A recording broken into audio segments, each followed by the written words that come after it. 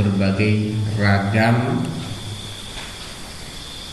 kesenjangan sosial atau kesenjangan masalah organisasi dan kesenjangan masalah pemahaman yang ada di daya luhur.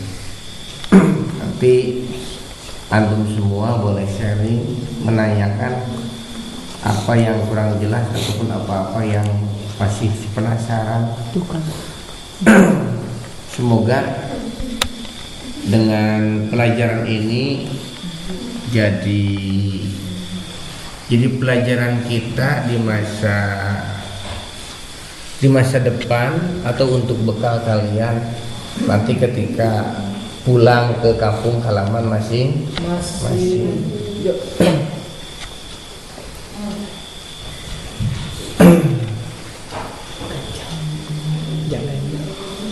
Sebelum saya membicarakan masalah kapan berdirinya Persis di Daya Luhur, pasti ada latar belakang dan maksud tujuan didirikannya Persis di Daya Luhur.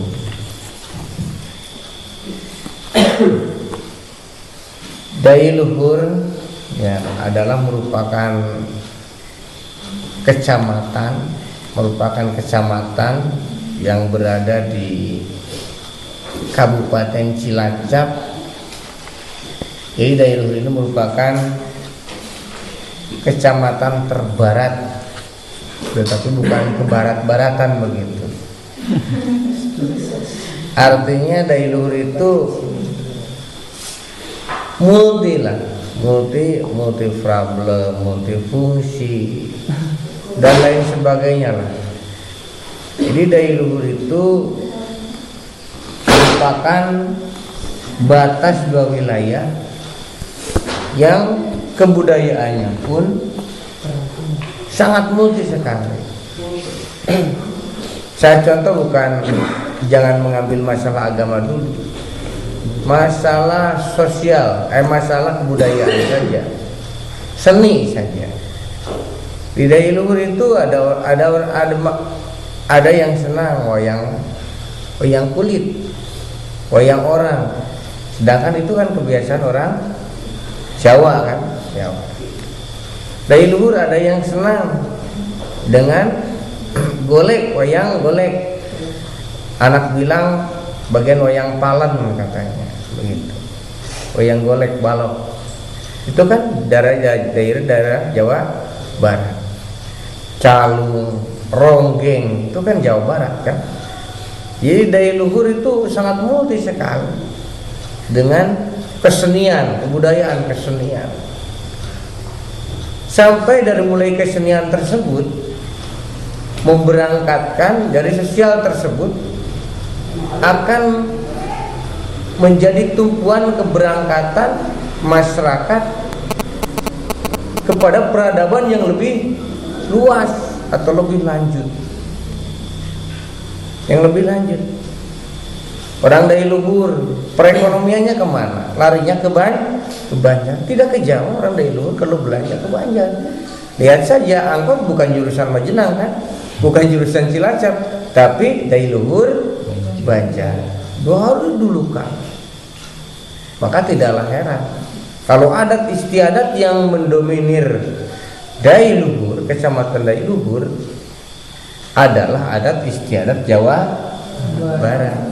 Maka jangan kaget kalau Persis tidak ada di Jawa Tengah. Bisa dikatakan di Jawa Tengah nol sih tidak ada, ngadopsinya dari Jawa Barat. Itu awal keberangkatannya. Sehingga dari kemultian tersebut ya berangkat lebih jauh lagi sampai kepada pemahaman agama. Di mana di Jawa Tengah terkenal Islamnya dengan Islam kejawen. Tahu Islam kejawen? Kejawa-jawaan. Islam kejawa-jawaan atau maaf terkenal dengan Islam ton. Islam keraton kan ke Allah percaya yakin, tapi ke raja dianggapnya seperti Tuhan juga, seperti itu kan. Itu Islam kejawean, kebiasaan kejawen. Di mana Islam kejawen suatu contoh ya kebiasaan orang kan, ada 4 bulana, ada 7 bulana kalau orang yang hamil ya. 4 bulana dimandiin, 7 bulana dimandiin kembang, dipakai ikan belut. Terus apa disediain sampingnya pakai kelapa kuning yang digambari dengan Arjuna, begitu kan? Di sampingnya ada lagi alat tulis, pulpen, potlot, pensil, ada apa itu ayakan segala macam kan diada-adakan oleh mereka. Itu adalah kinayah ke apa itu doa yang disimbolkan seperti itu, doa yang berlebihan yang disimbolkan. Bukankah doa yang berlebihan yang disimbolkan itu adalah seperti orang-orang jahiliyah dulu? Sama kan? Karena dia itu bukan tidak percaya kepada sang penguasa alam, tapi mana sih sang penguasa alam kan tidak kelihatan. Seperti itu kan? Kalau Nabi Ibrahim mencari Tuhan itu kan karena ini tidak percaya selalu menghilang, maka dia percaya, oh berarti di antara ini adalah ada yang lebih kuasa yang tidak terlihat. Kan Nabi Ibrahim itu mengambil kesimpulannya seperti itu. Kalau masyarakat jahiliyah dulu tidak seperti itu. Dia itu mana sih Tuhan? Dia percaya ada sang pencipta. Gak mungkin gak ada yang menciptakan. Maka dia itu membentuk ngajanggelekan gitu. Lu diciptakan itu ya seperti itu. Nyen patung, nyen arca. Oh inilah penjelmaan sang pencipta. Bukankah adat kebiasaan seperti itu pun sama yang di abad modern sekarang? Dia itu ingin bayinya lahir dengan lancar, ingin wangi, dimandiin kembang. Yang wangi bukan bayinya, ibunya paling kan gitu. Terus mandiin pakai belut, begitu ikan belut supaya lancar. Bagaimana kalau lahirnya lancar seperti belut? Surut langsung. Bahaya kalau kita sedang lari, ibu hamil. Bagaimana kalau sedang jalan di jalan barangkal begitu kan? Bayinya jatuh langsung, celaka juga kan? Digambarkan dengan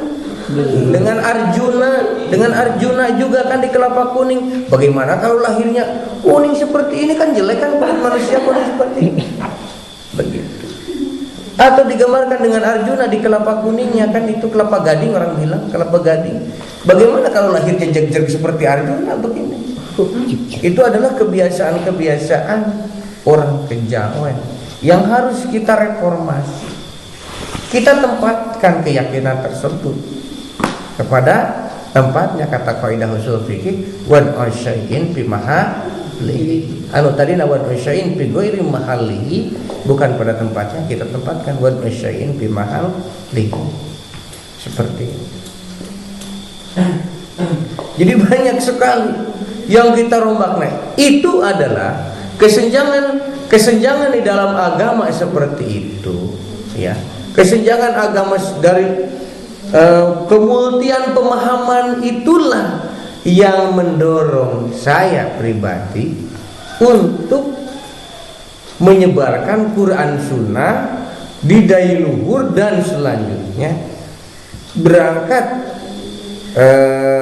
mencari suatu ikatan dengan ikatan organisasi persatuan Islam. Itu berangkat awal. Kita contohkan lagi kebiasaan-kebiasaan yang ada di luhur. Di dai luhur perlu antum ketahui yang namanya perdukunan. Ada satu tunggul, murah jegernya kiai pusatnya gitu. Ada satu tunggul, mati dukun tersebut, yang tuanya, yang sepuhnya begitu. Bukan mati semua, tapi tumbuh 1000. Itu di daerah sini, daerah kecamatan Dai Luhur. Mereka Mereka yang namanya kiai-kiai tidak bisa pasda bima tu'mar wa arid anil musyrik, tidak bisa qul haq walau kana murra, tidak berani mereka. Karena kalau terlalu berani qul haq walau kana murra atau pasda bima tu'mar wa arid anil musyrikin, maka mereka itu akan dikucilkan dari masyarakat. Tidak berani. Maka saya sendirilah merasa tergugah dengan banyaknya kebiasaan-kebiasaan yang tidak masuk akal, kemusyrikan. Kalau kemunafikan sila iyalah, kemusyrikan, bid'ah otomatis itu. Di mana ada kemusyrikan mesti ada perbid'ahan. TBC lah, singkatnya TBC. Apa TBC itu? Tahayul, bid'ah dan khurafat. Dalam kurung kemusyrikan. Kan tahayul, bid'ah, khurafat itu kan kemusyrikan semuanya kan? Apa jangan disangka bid'ah itu enggak kemusyrikan? Bid'ah juga musyrik. Karena siapa yang membuat kebid'ahan terus dilaksanakan oleh seseorang, berarti seseorang itu mengambil hukum buatan orang, disangkanya ibadah, itu juga kemusyrikan, bid'ah juga. Ittakhadhu akhbarahum wa ruhbanahum arbaba min dunillah. Dia menjadikan sesuatu pencipta hukum sehingga ciptaannya tersebut dijadikan pegangan kehidupan sehari-hari. Disangkanya Allah yang membuat, padahal manusia. Biarpun itu kiai, itu perbedaan. Jadi bid'ah juga adalah kemusyrikan. Perlu antum ketahui. Bapak itu terus terang orang yang paling keras mungkin keras seperti itu.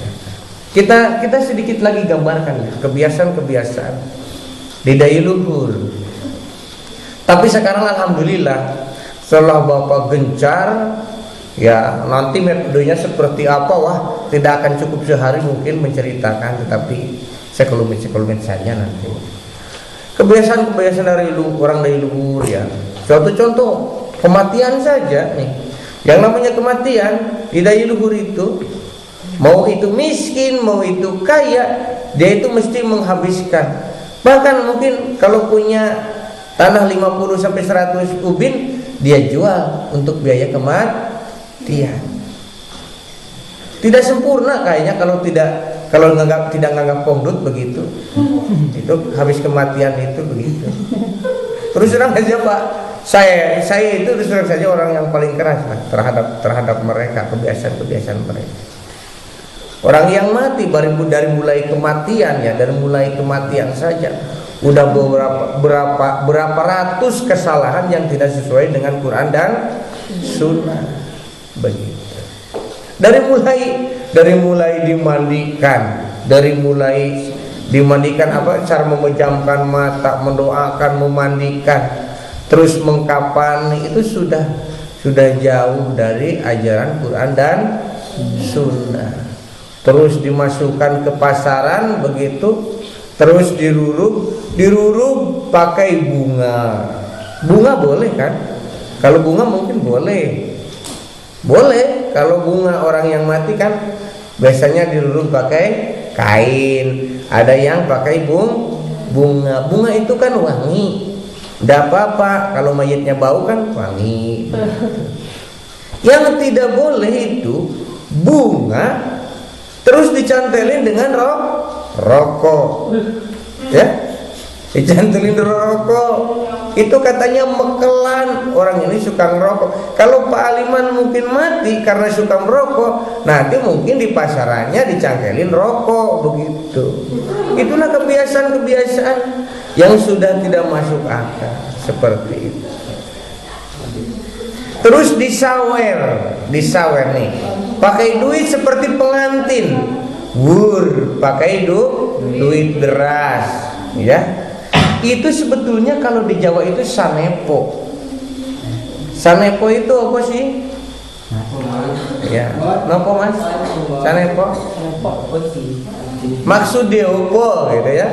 Maksudnya apa? Apa maksudnya sanepo? Apa maksudnya? sawer pakai uang, itu samepo. Itu.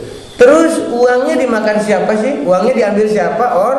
Orang. Berasnya dimakan apa sih?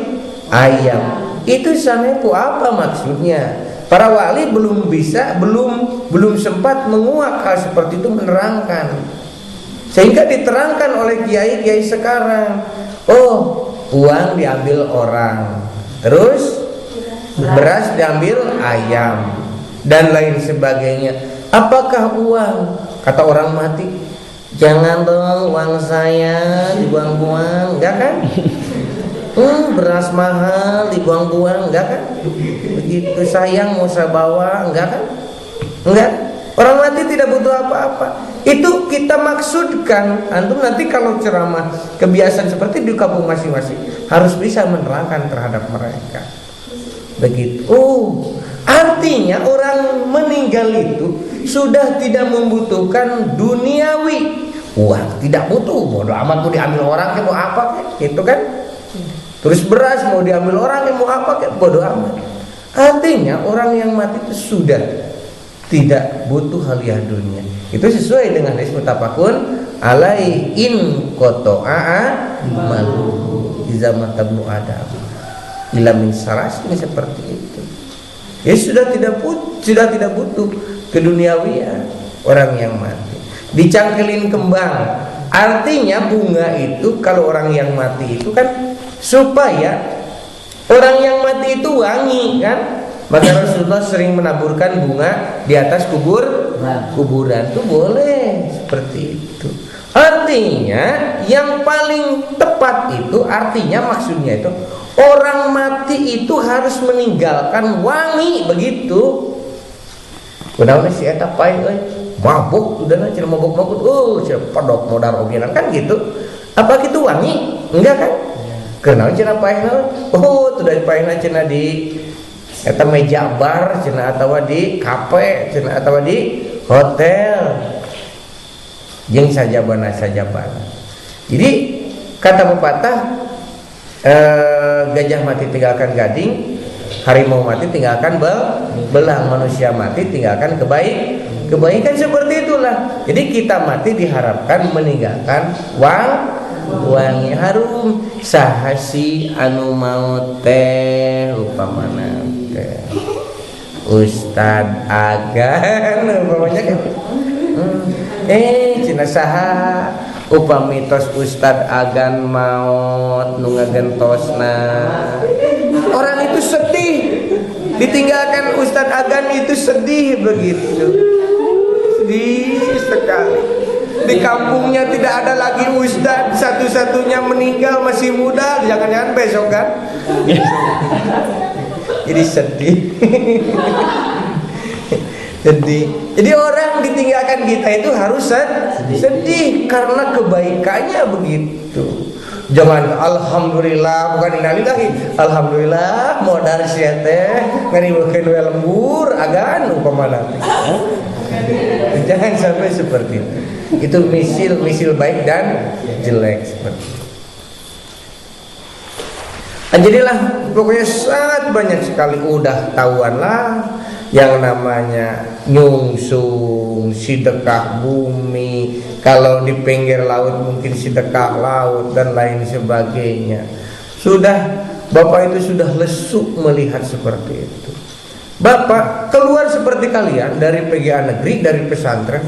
Kan maaf, guru Bapak itu Lengkung Sari kan Kang Sarip almarhum yang jadi DPR itu kan adiknya Kang Irfan Hilmi almarhum yang punya Darus Salam kan pesantrennya belakang PU.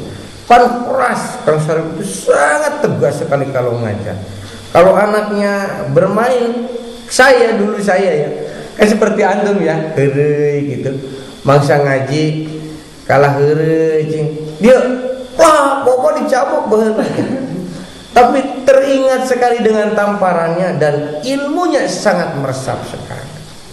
Makanya metode itu Bapak terapkan ke anak itu kalau ngajar. Diajar saja. Teu dititah heureuy gitu. Bapak mah ka budak teh. Walaupun Bapak ngomong budak itunya di dia diam semua, dia tidak berani melihat muka apa ngomong. Sebab apa lu hakim galak itu budak itu galak hati emang. Kalau dia sedang bermain, saya masuk dari sana, ayaki, ini semua gitu. Takut karena itu boleh, hal itu boleh diterapkan. Otoriter dan diktator itu boleh, supaya mereka itu mendengar. Sebelum kita berangkat lebih jauh, diantaranya kalau kita mau mengajar atau berceramah, tolong yang syarat paling utama itu kuasai dulu forum. Itu antum ngajar, antum ceramah, kuasai dulu forum. Kalau tidak dikuasai, jangan harap apa yang kita sampaikan akan diresapi oleh mereka. Aya nu molor wae, kumaha teh? Aya nu silih toel ngobrol wae. Itu boh keur kieu atawa keur pangajian. Itu artinya kiai, ustadzah tidak berhasil menyampaikan ilmu. Kalau anak sedang bermain, tidak apa-apa kita keras. Waktu ngajar mau keras, tegas. Tapi di luar kita bercanda, tidak apa-apa. Dengan mereka itu, begitu ya. Jadi itu sekelumit, nanti kita berbicara lebih panjang.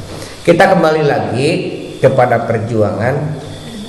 Jadi di dai luhur itu yang namanya pluralisme, ya, pluralisme atau dinamisme dan animisme itu sangat banyak sekali. Kalau zaman sekarang kan animisme, dinamisme, sekarang disebut pluralisme, plural gitu ya. Plural itu bahasa Inggris kan bermacam-macam. Isme pemahaman, ya, pluralisme itu berbagai macam pemahaman. Itu sangat banyak sekali.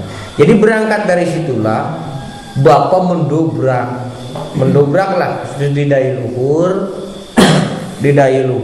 menerangkan. Waktu itu belum masuk Persis, belum.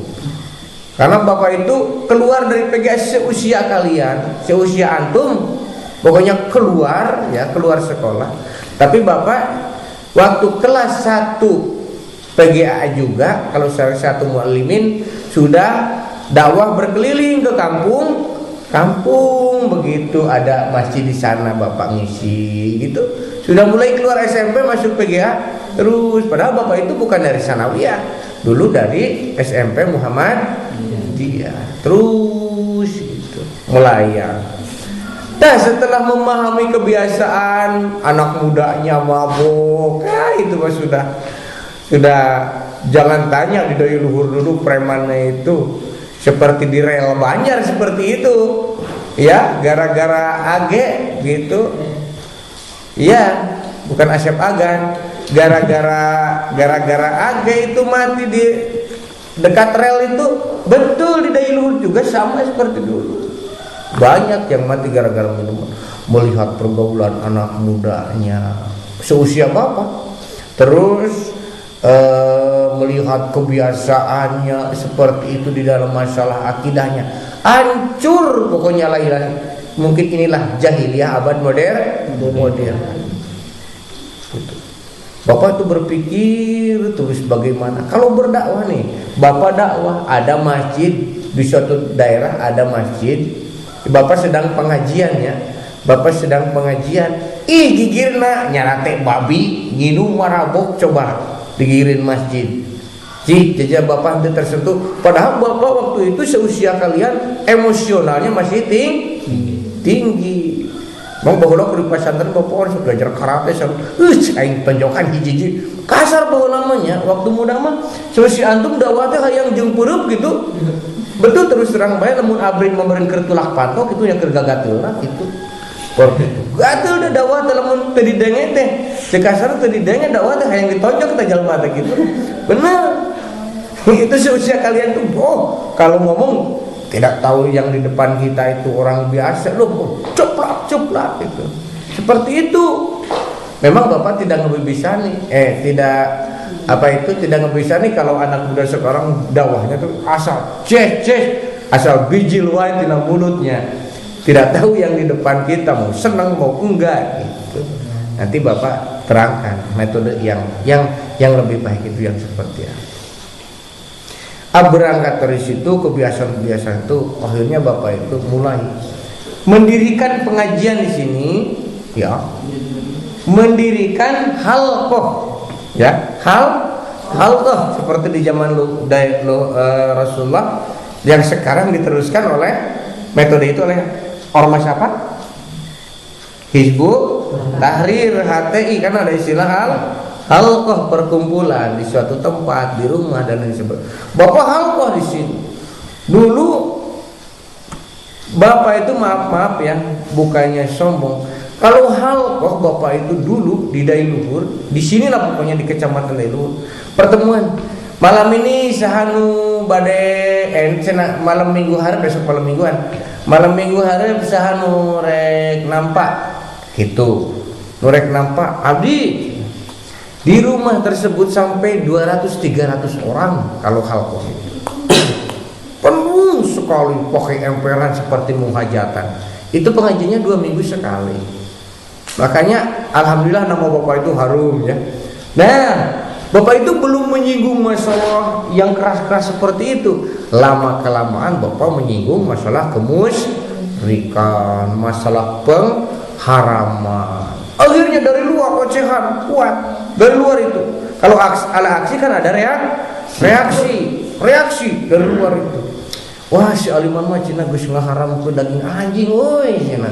Kali eta mah lain agama kan. Bapak teh nerangkeun tafsirnya anu eta nu ngaharamkeun masalah makanan yang haram dan minuman. Wah, cina anjing mah teh disebut-sebut woi dihalalkeun meureun cenah kitu ke. Mulai goyang halqah Bapak itu goyang mulai. Tambah lagi yang ikut halqah itu bukan orang yang sudah celing keimanannya, mereka itu pulang dari sini malam Jumat kliwon biasa, kliwonannya sajen dan lain sebagainya, dudukun biasa. Akhirnya semakin kesentil, hatinya semakin kesentil, semakin sedikit, sampailah mungkin tinggal 100 orang. 100 orang mah ada.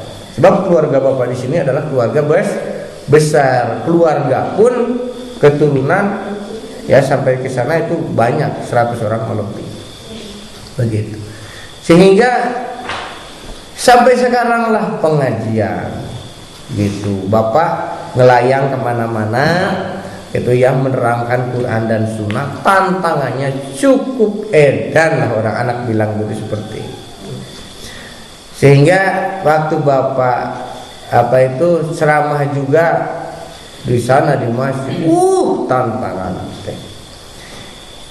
Pokoknya Bapak berbicara ngobrolnya jeung kiai-kiai nu kahot seperti jeung Ustaz Saifuddin ya, itu termasuk kahot kan. Seperti Banjar ya Pak Ustadz Endang, seperti itu Pak Ustadz Ukar dan lain sebagainya. Tokoh-tokoh versi sebelah sini lah. Kalau daerah Garut otomatis ke sana yang sudah tua persis keadaannya seperti Bapak seperti itu. Ustaz Saifuddin sampai hijrah kan dari kampungnya ke Kujang sekarang. Kan bukan di Kujang orang Ustaz Saifuddin itu, karena dikejar-kejar oleh orang sekampung karena dia itu melarang kemusyrikan. Bapak karena tulen orang sini dan keluarga besar, alhamdulillah keluarga besar Bapak itu aktif di dalam Quran dan Sunnah, artinya kepersisan begitu. Maka mereka takut ingin mendobrak Bapak itu, takut mungkin seperti itu karena keluarganya besar. Dan di Dailuhur kan yang jadi tokoh-tokohnya banyak gitu, keluarga. Akhirnya Bapak itu berjalanlah sampai dikatakan si aliman mah geus jama edan, jama burung, agama anyar cenah gitu. Geus ngomong nate, cuang parencit be cenah. Marawa bedog, marawa batu tuh di masjid itu RW, di masjid itu besok dipakai jemaah. Di huruf Bapak ke pengajian teh rek di parencit di baledog. Bapak teh ngomong kieu we, kuring mah nu bogana Gusti Allah. Kuring mah dawuh Allah ge pala tahsyauhum wa syauni. Teu sieun ku jelema, kuring mah sieun ku Allah. Umur kuring lain lang jelma tapi nang Allah. Lamun kuring kudu salamet ayeuna keneh bisa salam. Lamun kuring kudu cilaka cek Allah, kuring bisa cilaka. Iting laleos kuring bapak geus nyarita kitu teh laleos we ararindit kitu bubar. Numpuk we patah jeung batu mah di luar. Rek maleno kuring. Itu perjuangan. Maka kalau kita dengar sirah nabawiyah Rasulullah sampai berlumuran darah di baledogan. Ya Allah mungkin iya cinta itu nungaran berjuang seperti ini. Tapi Bapak tidak merasa takut, sedikit saja tidak takut walaupun diasingkan oleh mereka. Sebab Bapak punya keyakinan patuba lil ghurabau, innal islam bada'a ghariban fasayaudu ghariban kama bada'a patuba lil ghurabau. Itu hadis muttafaqun alaih seperti itu. Islam pada datang awalnya itu terasing, sehingga akan terasing seperti semula, sehingga berbahagialah orang yang diasingkan. Seperti itu. Itu awal keberangkatan Persis di Dayluhur. Sehingga Bapak sebetulnya dulu itu bukan orang Persis, waktu menyebarkan Quran Sunnah itu Bapak itu tokoh Muhammadiyah, ditokohkan di Muhammadiyah di majelis tabligh jadi Muhammadiyah. Karena maaf Bapak mungkin ada sedikit kekurang kompakan dengan tokoh Muhammadiyah, maka akhirnya Bapak itu oportunis berbalik arah masuk ke organisasi Persis. Sehingga Bapak menata tahun 2003 terus sekolah dari mulai tahun 2000 sekolah di Persis. Artinya Bapak itu belajar dari orang Persis tentang pemahaman agama. Terus tahun 2003 Bapak mendaftarkan keanggotaan Persis. Begitu mendekati waktu itu PD-nya Ciamis karena Banjar belum dipecah jadi Kotip Banjar belum, sehingga bergabung dengan Persis Kabupaten Ciamis. Pada waktu itu ketua PD Persis Ciamisnya yaitu Ustadz Wes, ya Ustadz Wes Haji Wes, itu mertuanya Pak Ustadz Sidik Amin Almarhum, begitu Ustadz Wes. Sehingga setelah Banjar dipecah jadi Kotip, maka PD Banjar mendirikan PD, maka Dayluhur ngikut ke PD Banjar. Tahun 2003 itu Bapak itu perencanaan, penataan sehingga akhirnya dideklarasikan Persis Dayluhur itu pada tanggal 21 November 2004. 21 November 2004 itu ya. 2004, 21 November 2004 bertepatan dengan 8 Syawal 1425 Hijriah. Bertepatan dengan 8 Syawal 1425 Hijriah. Akhirnya Persis dideklarasikan di Dayluhur, dihadiri oleh PP 3 orang, Pak Haji Ustadz Tang Zakaria di PP, terus Pak Toha Kahfi waktu itu jadi sekretaris PP, dan siapa lagi satu lagi terus dari PD hampir semua struktur kepengurusan PD hadir. Terjadilah Persis di Dayluhur sehingga keanggotaan sekarang sudah mencapai 36 orang anggota dengan tersebar di berbagai jajaran jamiah ataupun tiap-tiap desa, ya, tiap-tiap desa. Di sana ada perwakilan jamiah sana. Jadi kalau ada 3 orang kan boleh di desa tersebut mendirikan jamiah atau ranting.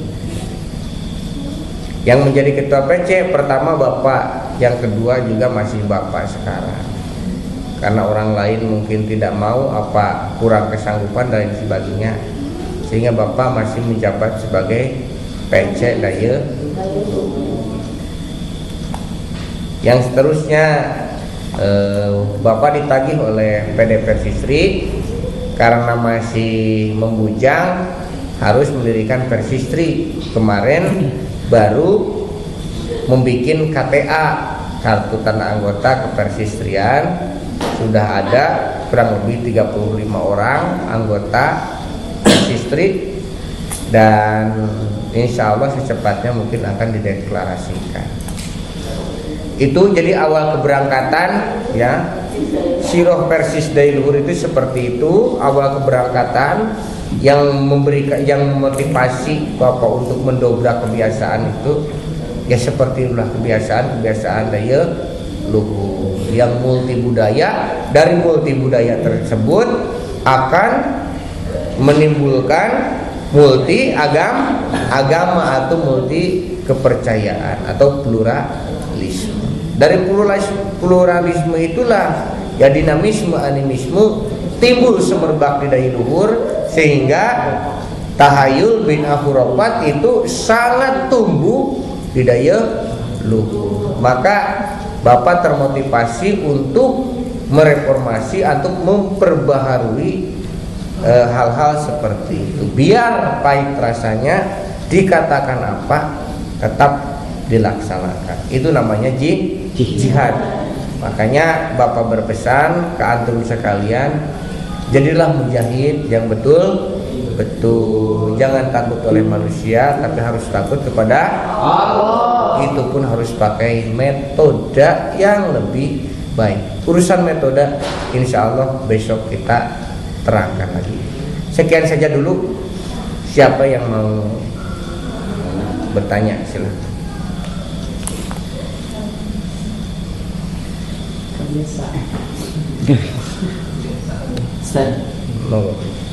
Kemarin gitu ya waktu berkeliling gitu ya, ada yang bilang gitu ya Kanya, kalau mereka itu kenal Persis itu dari pesantren Kongsari dan Darussalam, yang mereka kenal Persis itu. Nah jadi sebenarnya itu kayak gimana gitu asal mulanya gitu. Dari Pak RW sama Pak RT juga seperti itu.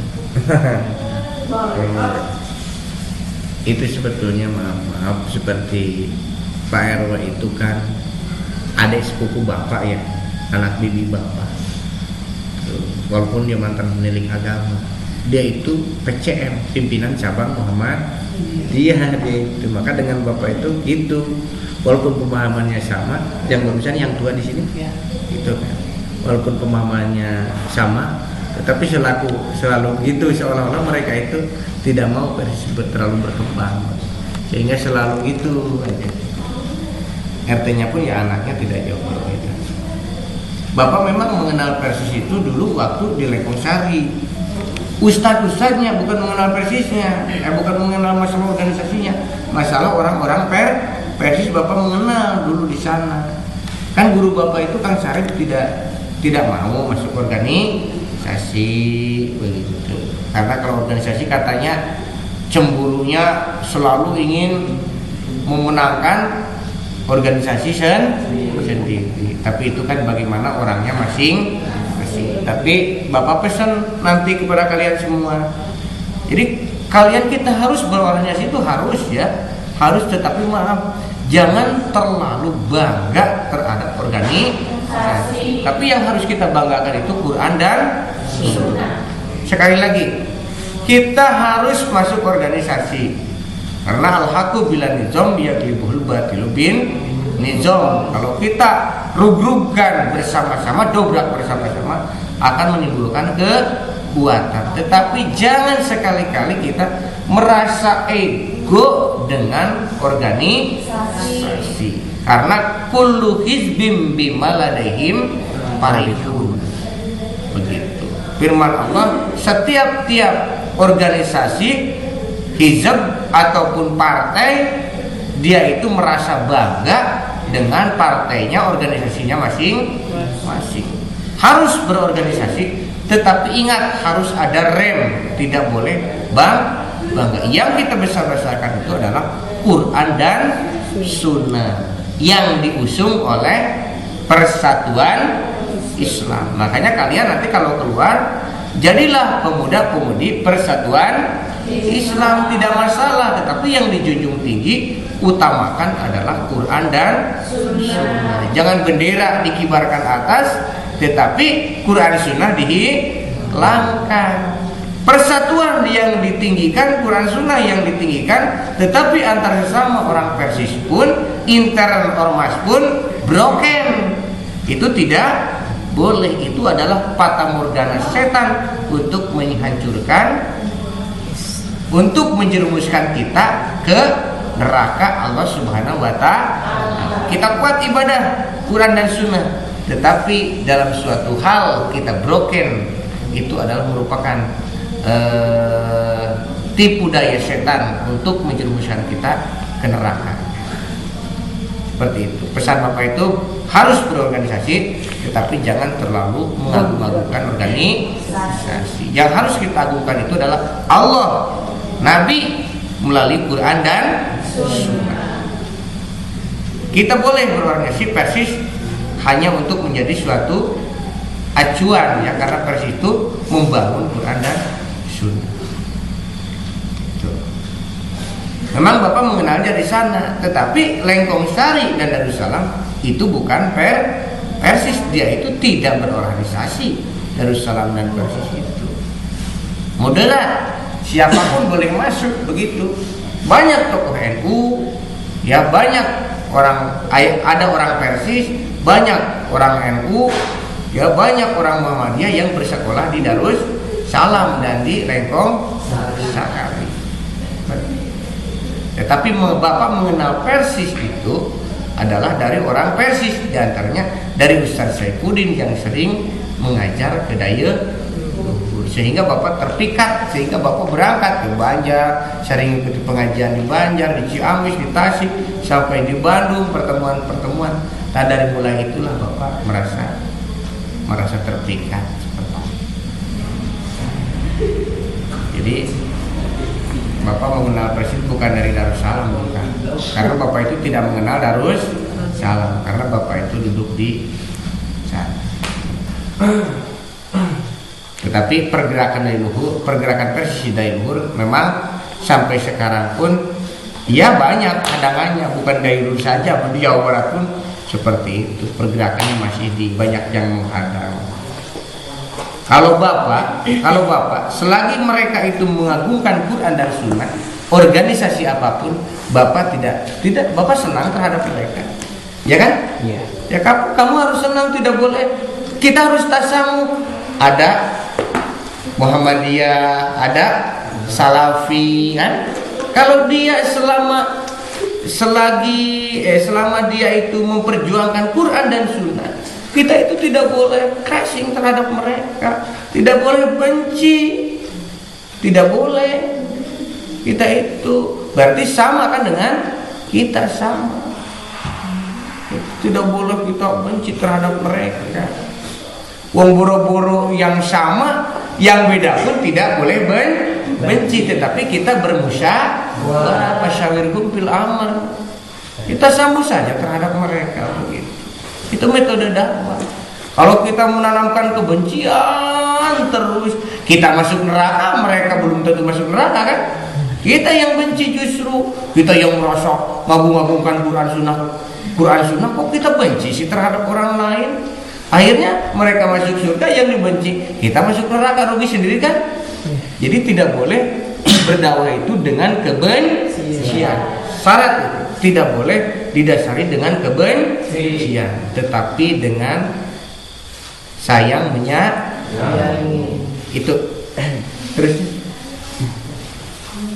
yang lain, silakan satu lagi lah. Barat, kenapa? Ada visual. Saya bisa ini ya, Ustaz. Kalau dulu mungkin gitu ya, ketika ngajar, misalkan ngajar anak-anak terus dipukul, ya nggak masalah gitu ya, karena belum ada HAM. Nah, kalau sekarang kan sudah modern gitu, pukul salib, laporkan ke pemerintah, dihukum. Nah, pendapat Ustaz bagaimana buat sekarang gitu, metodenya gitu, buat ngajar sekarang? Buat ngajar sekarang, saya itu metode untuk antum nanti di kampung masing-masing, ya. Nih metode. Kalau mau mengajar, kita mendirikan madrasah diniyah umpamanya atau PAUD ataupun pokoknya pertemuan hakolah seperti ya itu. Yang di sana adalah kumpulan anak-anak. Untuk lebih efektif, efisien dan lebih berfungsi betul-betul, maka syaratnya antum harus manggil dulu orang tuanya atau orang tuanya tersebut mendaftarkan kepada kita untuk supaya anaknya itu dididik oleh kita. Panggil ya, panggil dulu. Jangan serta-merta kita ada anak yang datang kita ajar. Kalau anaknya baik, pandai. Kalau anaknya nakal malah nyeret ke sisi, niruh terus, kan itu jadi makan hati untuk kita. Tidak dibentak, bagaimana disentil juga takut ham lapor. Kan itu bagaikan anak ayam ikut sama yang lain kan? Itu. Makanya caranya dari awal panggil orang tuanya. Kalau ada anak datang ya, panggil orang tuanya. Bu, Pak, betul itu pada dididik putra putri ibu teh? Betul. Tapi dah kumpulkan bersama. Di sini itu begitu, kumpulkan. Ya, Bapak mau ngomong lagi, Bapak mau masuk tegas nih gitu. Ai kewajiban ngajar ka budak teh sintek saha nu wajib teh. Pandawu Rasul ge kulu mauludin yuladu al fitro jeung saterusna gitu. Terus diterangkan. Jadi nu wajib ngadidik ka anak teh kolot kuring mah sabab pungkul kitu ge lamun di PHP-an cek Bapak teh kitu. Kitu ge lamun di PHP-an ai teh di PHP-an mah sangat ngadidik. Sabab bisi anak aranjeun teh bangor sehingga musingkeun ka kuring, sehingga kuring teh emosi, nyintrek atawa ngejebret atawa ngomong kasar, demo anak anjeun teh ka anjeun, terus ngalaporkeun ka polisi ka ditu, pan kuring kajebak. Tah. Maranehna teh ngomong wali murid teh, akhirna teh tapi kesepakatan ya, bila perlu nulis hitam di atas putih. Tidak apa-apa anak saya demi kebaikan diwarah, yang penting tidak terlalu melampaui batas. Maroro mau wali murid teh. Ki rek dijebrod, rek dijiwir, rek dikeum, rek ditalapung. Nu penting anak kuring soleh gitu. Bebas we Bapak maena. Asyik bangun-bangun cekrot becerina teh kitu. Sugat curik balik ka imahna. Curik balik ka imahna budak teh nya. Kunaon di maneh? Disintreuk ku aki cenah kitu nya kitu. Lapor sok ada sok nyampe. Disintreuk ku aki. Ka dieu atuh cenah cong tambahan ceprot hiji deui ku kolot teh kitu. Moal ge aki maneh cenah nyeprot, lamun maneh teu bangor budak teh sieun di imah dicarekan, di dia dicarekan, jadi mikir budak teh kitu.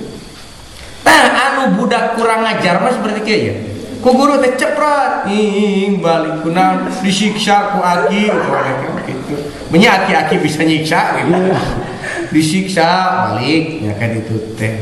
Geus tong ngaji deui. Guru naon kitu sih dipepende akhirnya beleguk teh budakna teh kitu. Aya nu kitu aya baheula kitu. Tudah ngajar ke budak leutik mah cenah ulah budak orok geus dibere gorengan cenah kitu. Ngajar ke budak leutik mah lain keras kitu atuh geus ente koe ajar ku di dinya cenah teh. Balik nepi ka ina beleguk kali teu apaleun. Itu aya nu ngaraji mah nepi ka ina pon barisan kitu. Nu geus kalaluar teh nepi ka barisan alhamdulillah. Tah. Jadi untuk menjaga hal-hal yang tidak diinginkan, kusab ayeuna mah cenah aya ham sotenan jeung guru kieu nu teu digaji, jeung guru honor leutik gajina. Aya jeung presiden mah ham ieu, jeung menteri ham.